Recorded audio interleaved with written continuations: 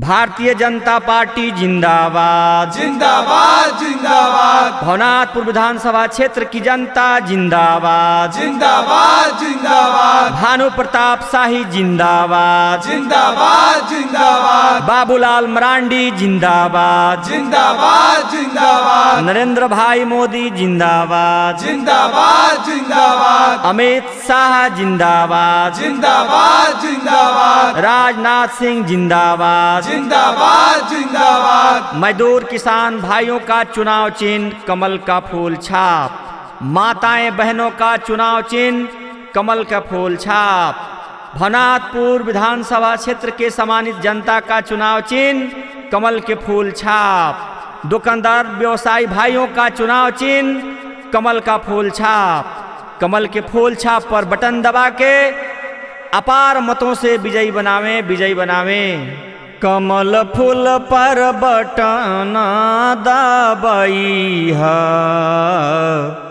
इहे बाटे हमारो कहनाम, इहे बाटे हमारो कहनाम। भानु भैया के विजयी बनई है, बाड़न भवनाथपुर के शान, बाड़न भवनाथपुर के शान। कमल फूल पर बटन दबई है,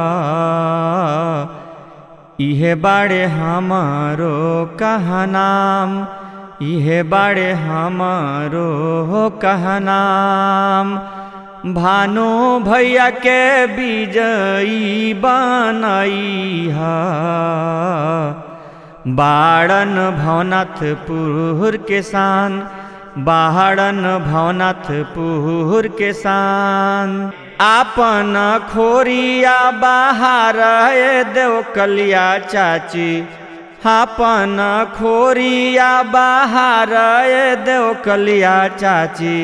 आवहथुन भानु भैया दुआर चाची, आवहथुन भानु भैया दुआर चाची।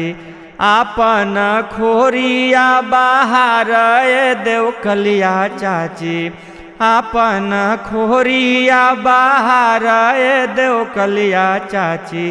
आवहथुन भानु भैया दुआर चाची, आवहथुन भानु भैया दुआर चाची। क्षेत्र के विकास खातिर मांगे आशीर्वाद खातिर, क्षेत्र के विकास खातिर मांगे आशीर्वाद खातिर। आवहथुन भानु भैया दुआर चाची, आवहथुन भानु भैया दुआर चाची।